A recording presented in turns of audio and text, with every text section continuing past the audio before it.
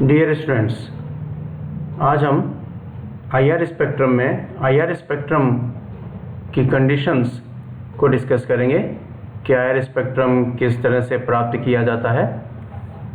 सबसे पहले हम ये बता दें कि अगर अपने को प्योर वाइब्रेशनल स्पेक्ट्रम प्राप्त करना है, कंपन स्पेक्ट्रम प्राप्त करना है, तो ये सिर्फ लिक्विड्स स्टेट से ही प्राप्त हो सकता है, जहाँ पर विभिन्न अणुओं की अन्योन्य क्रिया इंटरेक्शंस सामान्यतया घूर्णन यानी रोटेशन को एक्साइट का उत्तेजन नहीं कर सकती।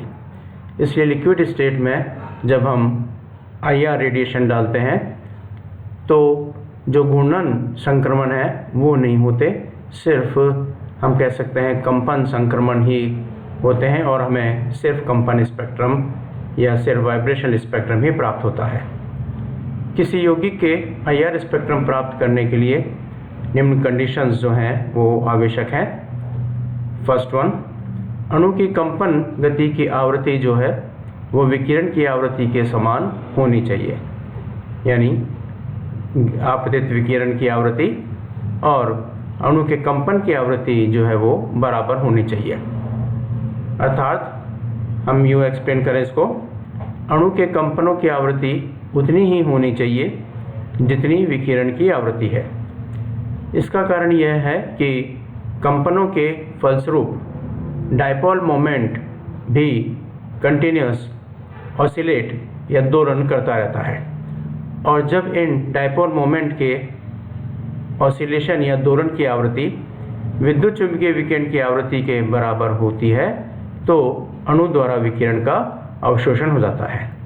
इसका मतलब ये हुआ कि हम ये मान सकते हैं कि जब वाइब्रेशंस हो रहे हैं, कंपन हो रहे हैं, तो एक मॉलिक्यूल का जो डायपोल मोमेंट है वो भी कंटिन्यूस चेंज हो रहा है, और इस चेंज होने के फलस्वरूप उसकी जो कंपन की आवृत्ति है, और साथ के साथ हम यूँ कह दें कि जो डायपोल मोमेंट दोलन कर रहा है तो डायपोल मोमेंट के दोलन की आवृत्ति और उस पर गिरने वाले विद्युत चुंबकीय विकिरण की आवृत्ति दोनों के मान बराबर होंगे, तब अणु के द्वारा विकिरण का अवशोषण हो जाएगा।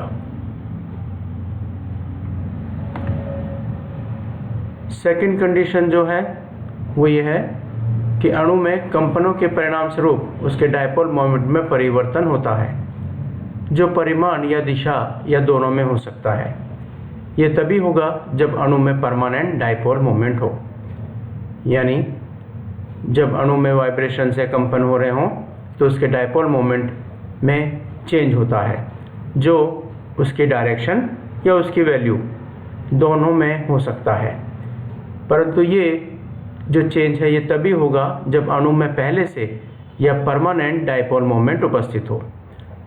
इसलिए जो आईआर स्पेक्ट्रम है वो इस तरह के समनाभिकीय मॉलिक्यूल जैसे हाइड्रोजन, नाइट्रोजन, ऑक्सीजन जो कि नॉन पोलर या अध्रुवीय अणु होते हैं, तो ऐसे अध्रुवीय अणु आईआर स्पेक्ट्रम शो नहीं करते, जबकि इस तरह के पोलर मॉलिक्यूल जैसे HCl, H2O, NO2 जैसे ध्रुवीय अणु आईआर स्पेक्ट्रम देते हैं। तो यानी यहाँ पर ऐसे मॉलिक्यूल्स H2N2O2 में डायपोल मोमेंट नहीं होता, इसलिए अगर कंपन होते हैं तो यहाँ पर डायपोल मोमेंट के वैल्यू में कोई चेंज नहीं होगा, इसलिए आईआर स्पेक्ट्रम प्राप्त नहीं होता।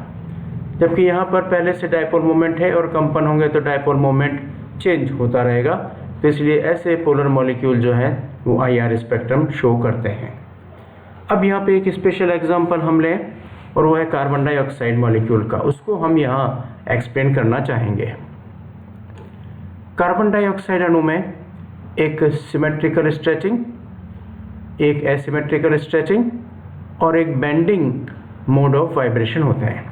यानी कार्बन डाइऑक्साइड मॉलिक्यूल में ये तीन तरह के हम कह सकते हैं कि कंपन की विधाएं, तीन प्रकार के कंपन होते हैं, जिसमें से एक है सममित त्वरण सिमेट्रिकल स्ट्रेचिंग, एक है असममित त्वरण एसिमेट्रिक स्ट्रेचिंग, और एक है बंकन कंपन बेंडिंग वाइब्रेशन। इसमें से अगर हम देखें तो सिमेट्रिकल स्ट्रेचिंग मोड जो होता है उसमें कार्बन ऑक्सीजन बॉन्ड CO2 के जो कार्बन ऑक्सीजन बॉन्ड है दोनों वो एक साथ स्ट्रेच व एक साथ कंप्रेस होते हैं, यानी एक साथ खींचते हैं और एक साथ दबते हैं।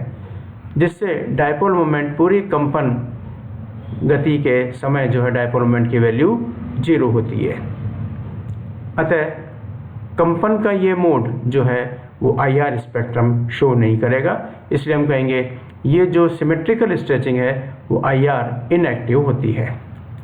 तो इसका मतलब अगर CO2 का मॉलिक्यूल जैसे IR स्पेक्ट्रम शो कर रहा है तो उसमें ये पार्ट जो है वो तो IR स्पेक्ट्रम शो नहीं करेगा। कौन सा पार्ट? Symmetrical stretching. तो जब CO2 मॉलिक्यूल में एसिमेट्रिक स्ट्रेचिंग होती है या बेंडिंग वाइब्रेशन होते हैं तभी CO2 का मॉलिक्यूल जो है वो IR स्पेक्ट्रम शो करता है।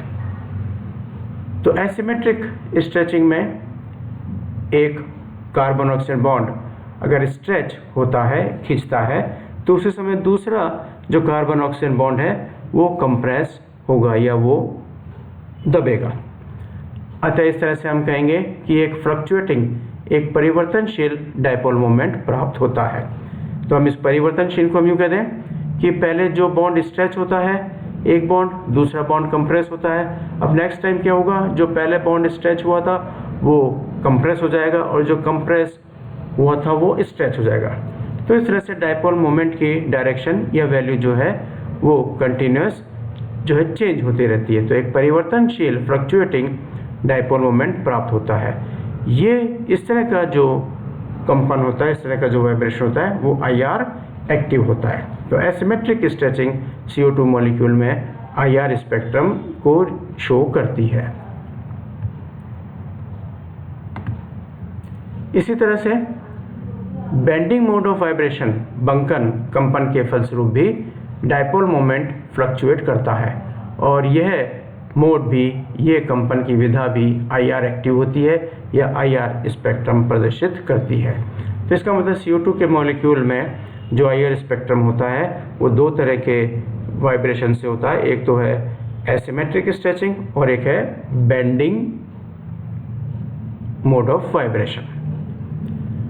अब यहाँ पर अगर हम थोड़ा सा इसको डायग्रामेटिकली एक्सप्लेन कर दें तो सिमेट्रिकली स्ट्रेचिंग वाइब्रेशन में जैसे ये CO2 का मॉलिक्यूल है जिसमें हमने कार्बन ऑक्सीजन जो डबल बॉन्ड है उसको सिंगल बॉन्ड में कन्वर्ट कर दिया, यानी ऑक्सीजन को पार्शियली नेगेटिव कर दिया और कार्बन को पार्शियली पॉजिटिव कर दिया।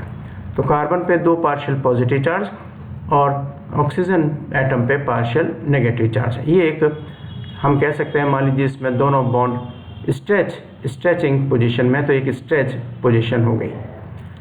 अब इसके बाद ये दोनों बॉन्ड अपनी नॉर्मल स्टेट में आ जाएंगे। ये नॉर्मल स्टेट में आ गए, बॉन्ड डिस्टेंस कम हो गई तो एक नॉर्मल पोजीशन हो गई। अब उसके बाद वापस ये बॉन्ड डिस्टेंस एक साथ दोनों की कम हो जाएगी, तो एक साथ बॉन्ड डिस्टेंस और कम हो गई तो ये हो गया कंप्रेस्ड। तो हम यूँ कह सकते हैं कि जितना डायपोल मोमेंट इधर होगा उतनी ही वैल्यू डायपोल मोमेंट की इधर होगी, तो नेट जो डायपोल मोमेंट होगा क्योंकि डायरेक्शन अलग हो गई 0 हो जाएगा। इसी तरह से यहाँ भी जितना डायपोल मोमेंट इस बॉन्ड का होगा उतना ही अपोजिट डायरेक्शन में डायपोल मोमेंट इस बॉन्ड का हो जाएगा, तो नेट डायपोल मोमेंट 0 हो गया। तो जब सिमेट्रिकल स्ट्रेचिंग होती है तो वहाँ नेट डायपोल मोमेंट 0 ही रहता है, तो ये IR इनएक्टिव हुआ। अब एसिमेट्रिक स्ट्रेचिंग वाइब्रेशन को हम लें तो मान लीजिए ये एक CO2 की नॉर्मल पोजीशन है मॉलिक्यूल की। अब इसमें एक बॉन्ड जो है ये कार्बन ऑक्सीजन बॉन्ड तो स्ट्रेच हो गया और ये दूसरा कार्बन ऑक्सीजन बॉन्ड जो है वो कंप्रेस हो गया। तो इसका मतलब हम ये कहेंगे ये बॉन्ड डिस्टेंस बढ़ गई, ये कम हो गई। तो डायपोल मोमेंट दोनों साइड का एक दूसरे को कैंसिल नहीं कर पाएगा, तो यहाँ पर नेट डायपोल मोमेंट हो जाएगा। यहाँ सपोज ये 0 था एक नॉर्मल पोजीशन में, लेकिन यहाँ पर डायपोल मोमेंट की वैल्यू आ जाएगी। अब उसके बाद वापस ये अपनी नॉर्मल पोजीशन में आ गया, डायपोल मोमेंट वापस 0 हो गया। अब उसके बाद ये बॉन्ड जो है वो स्ट्रेच हो गया और ये बॉन्ड कंप्रेस हो गया, तो अब नेट डायपोल मोमेंट वापस 0 नहीं हुआ, उसकी कुछ ना कुछ वैल्यू या उसकी कुछ ना कुछ डायरेक्शन डायपोल मोमेंट की हो जाएगी। वापस उसके बाद में नॉर्मल पोजीशन में आ गया, डायपोल मोमेंट 0 हो गया। फिर उसके बाद वापस जो स्थितियाँ हैं वो रिपीट होगी। ये बॉन्ड स्ट्रेच हो गया, ये कंप्रेस हो गया, तो नेट डायपोल मोमेंट हमें मॉलिक्यूल में आ जाएगा। तो ये जो डायपोल मोमेंट परिवर्तन हो रहा है, जो परिवर्तित हो रहा है, उसको हम इस तरह से शो कर दें। अब विथ रेफरेंस टू टाइम।